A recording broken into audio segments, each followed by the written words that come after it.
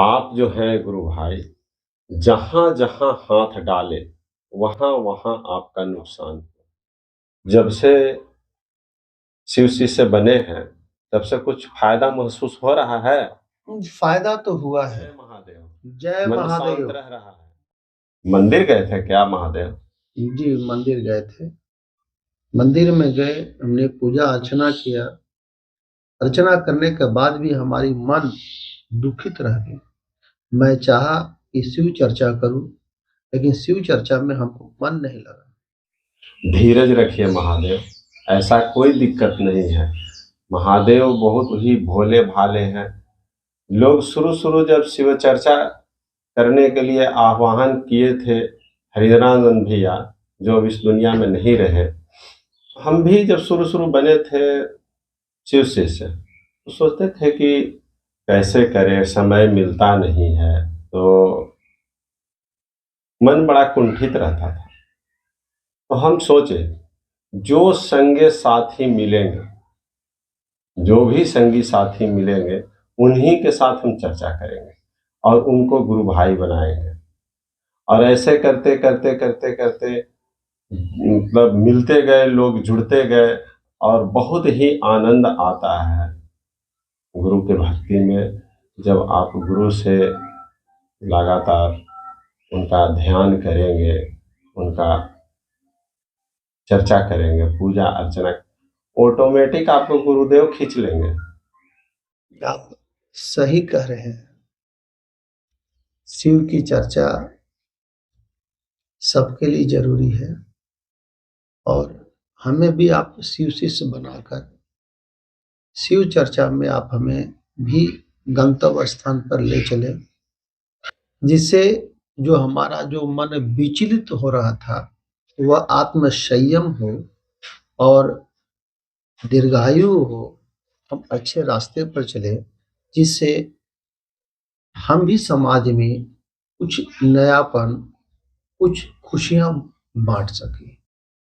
शिव जी इतना भोला भाला है, हमारे गुरुदेव इतना भोला भाला है कि कोई जरूरी ना है कि आप उनको जाके मंदिर में या बड़े-बड़े मंदिर में, नगरों में, दूसरे जगह जाके पूजा करें, तभी वो आप पर प्रसन्न होंगे।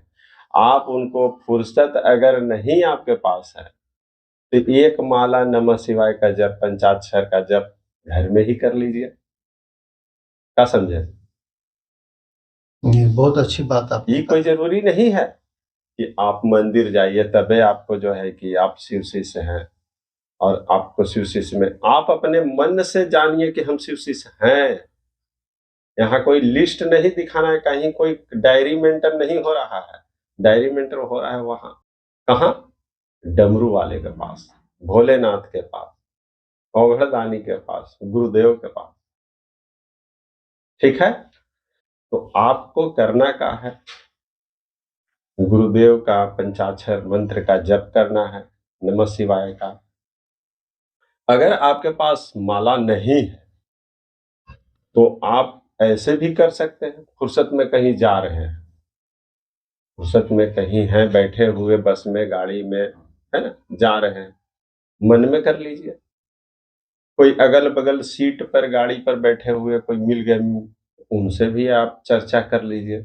ये भी एक शिव चर्चा का माध्यम है। समझे? आप करते क्या हैं? हम तो वकालत करते हैं। वकालत करते हैं। वकालत हम तो 1999 में किए थे अच्छा, अच्छा। और उसके बाद हम इंश्योरेंस लाइन में चले गए। वहाँ पर अपने जीवन में एज ए डेवलपमेंट अफसर हम बिरला सन लाइफ में बने। फिर पुनः हम सीनियर डीओ भी बने। हुँ। लेकिन हमारी एक ख्वाहिश आ गई थी कि हम ब्रांच मैनेजर बने। अब हम ब्रांच मैनेजर के एलिजिबल हो भी गए, जो पॉलिसी हमको देना था वह मैंने दिया। लेकिन वो जो कटवा की बात होती है, कुछ ऐसे लोग हो जाते हैं जो काट देते हैं, वो हमारी 2 पॉलिसी को पास ही नहीं। मैं रीजनल मैनेजर से बात किया। रीजनल मैनेजर ने कहा कि अभी 5 मिनट में आप 2 पॉलिसी एडजस्ट करा देंगे, तो आप गोवा ट्रिप भी जाएंगे और आप ब्रांच मैनेजर के एलिजिबल हो जाएंगे। हमने कहा कि सर 5 मिनट तो दूर की बात है, मेरा पैसा जमा है और काउंटर पर भी मैंने पैसा दे रखा है, आप 1 मिनट में रसीद काट कर आप उसको एडजस्ट कर सकते हैं। कटा भी, पुनः बोर्ड पर नाम लिखाया, you own, congratulation, Goa trip. मतलब गोवा का ट्रिप बन गया आपका। जी, लेकिन वह पॉलिसी साजिश के तहत पास नहीं की गई, जिसके कारण से गोवा भी नहीं गया और ब्रांच मैनेजर के एलिजिबल भी नहीं हो पाए। हमारी मन विचलित हो गया। अब विचलित हो जाने के बाद मैं दूसरे रास्ता की ओर चले गए कि अब हमको ब्रांच मैनेजर बनना है। उस समय हम श्री राम लाइफ इंश्योरेंस में चले गए, वहां एबीएम हमने ज्वाइन किया। उसके बाद 1 साल में हम प्रमोशन कर ब्रांच मैनेजर बन गए। लेकिन हम सासाराम हमको भेजा गया, लेकिन वहां भी एक समस्या आई कि जो मकान था, वह मकान में भूत प्रेत का निवास होता। पुनः हमने अपने रीजनल मैनेजर को कहा कि इसमें जो है कुछ आत्मा का निवास है, जो दिखता है। सफेद साड़ी रहता था पहना हुआ और बाल जो है कमर से नीचे तक रहता, ये सब कोई देखता था। रीजनल मैनेजर ने कहा कि आप इसको दिखवाइए, जो पैसा लगेगा उसका हम आधा आधा दे देंगे। जो मेरा हॉल था जिसमें हम ब्रांच खोले हुए थे, हम केवल उसी को बंधवा लिए। बंधवाने के बाद हमने यह देखा कि जिस तरीके से बांधा गया था, और 5 से 10 मिनट बाद माता लक्ष्मी का प्रवेश हुआ। जी, माता लक्ष्मी आई तो किस रूप में आई? उनकी सवारी थी उल्लू। उल्लू पर सवार होकर आए। जी, गजब।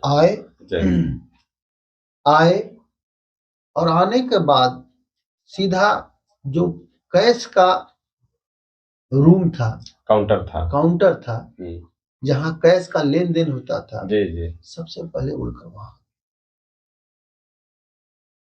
फिर पुनः उड़े और जो हमारा चेंबर था, जो ब्रांच मैनेजर का चेंबर था, चेंबर में पुनः हमारा व्यवसाय चल पड़ा। हमने मैया को कहा कि माँ, आपकी दर्शन हमने किया, मैं धन्य हुआ, आप हमें बार बार बारंबार दर्शन दें। हम आपका छोटा बालक हैं, अबोध बालक हैं, मुझे बहुत ज्ञान नहीं है, लेकिन आप हमारे मार्गदर्शन पर हमेशा खड़ा रहे, जिससे हम कहीं चले, कोई गलत करे, आप उसको रोकथाम करें। इस पुनः व्यवसाय चलने लगी, तालियों की गड़गड़ाहट होने लगी, क्योंकि हमारी व्यवसाय आज 1 तारीख है और 50,000 का व्यवसाय गिर गया, तो तालियां भी बजी। वहां भी एक समस्या आया, मैं फिर पुनः नाराज हो गया और नाराज होने के बाद हम रिजाइन कर दिया, तो मैं काम नहीं करूंगा। आप जो है गुरु भाई, जहां जहां हाथ डाले वहां वहां आपका नुकसान हो। इसके पीछे कभी कभी ऐसा होता है कि इंसान का कुछ दशा दुर्दशा चलते रहता है जीवन में, और इस दशा दुर्दशा को जब तक हम लोग भगवान की शरण में नहीं जाएंगे, नास्तिक बन जाएंगे, कभी नहीं काम बनेगा। बनेगा? नहीं बनेगा। हमको कहीं अगर जाना है तो एक सवारी चाहिए ना, और हम ऐसे ही पैदल दौड़ रहे हैं। कभी कांट गड़ जा रहा है, कभी कहे कि चोट लग जा रहा है। तो भगवान की भक्ति से बढ़िया कोई जीवन का सवारी नहीं। जीवन को वही चला सकते हैं और दूसरा कोई नहीं। हम लोग आज के दौर में लोग सोचते हैं कि पैसा ही सब कुछ है और पैसे के लिए दिन रात भागते हैं। लेकिन पैसा है, हम भी मानते हैं, लेकिन सब कुछ नहीं है। उसमें आपको आत्मा की शांति नहीं मिल सके। बहुत लोग ऐसे हैं जिसके पास इतना पैसा है कि वो 2-4 महीना बैठ के गिन नहीं सकते, लेकिन फिर भी वो शांति की खोज में जा रहे हैं। वो शांति खोज रहे हैं। शांति के लिए एक ही है भैया कि आप भोलेनाथ के शरण में आए। भोलेनाथ आज नहीं, आदि गुरु है। भगवान परशुराम को तो जानते ही होंगे आप। परशुराम जी के भी गुरु वही थे। ये आज से नहीं है, आदि अनादि से।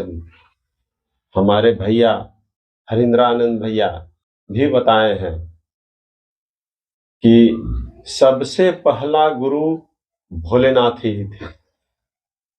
अगर आप सीरियल में भी देखते होंगे, ऐसे तो हम बड़ा छोटा किसी को नहीं कह रहे हैं, सीरियल में भी देखे होंगे या कथा में भी पढ़े होंगे, किन्हीं भी देवी देवताओं को कोई कष्ट आता था तो भगवान भोलेनाथ के ही पास जाते। तो हम तो आदमी है ना, हम तो एक तुच्छ मनुष्य हैं। तो हम लोग अगर उनके शरण में जाएं तो क्या मेरा दुख दूर नहीं होगा? होगा, जरूर होगा। तो आप जब से शिव शिष्य बने हैं तब से कुछ फायदा महसूस हो रहा है? फायदा तो हुआ है, मन शांत रह रहा है। मन कुछ शांत हुआ है। और अभी हम वकालत जो कर रहे हैं, हम सेल्फ डिपेंड होकर वकालत कर रहे हैं और लगभग रोज एक केस नया मेरे पास लगभग आ जाता है। जागा जागा महादेव, जय हो भोलेनाथ। जय बोल। अब उससे हमारी संतुष्टि मिली है और हम सेल्फ खड़ा होकर अपने से पार्टीशन सूट अभी लिखा है, इवन टाइटल सूट भी लिखना स्टार्ट कर दिए हैं, बेल पटिशन भी लिखना स्टार्ट कर दिए हैं। हम सेल्फ अब खड़ा हो गए। अभी हम बहस कर रहे हैं, कल से स्टार्ट हुआ है बहस, आज पुनः फिर 11 बजे बहस करना है। अब वो बहस में हमने यह साबित कर दिया कि हम अभियुक्त दोषी नहीं हैं। बहुत सारे पॉइंट मतलब केस आपका अच्छा चल रहा है। आप अब जहाँ काम कर रहे हैं, मन लगा के कर रहे हैं, आनंद आ रहा है। थोड़ी प्रॉब्लम यही हो रही है, शुरू शुरू में होता है गुरु भाई, ऐसा कोई दिक्कत नहीं है। भगवान का भक्ति अपने मन में रखिए, बाकी तो ऊपर वाले हैं। हम लोग भी शिव शिष्य हैं, हम लोग भी प्रभु को याद करते हैं। और ये बहुत बड़ा अच्छा लगा कि आप आज आए मिलने और गुरु के विषय में हम लोग चर्चा किए। ऐसे ही आप आते रहिए, मिलते रहिए, है ना। हम लोग गुरु का चर्चा करते रहें। नमस्कार, जय महादेव। जय महादेव।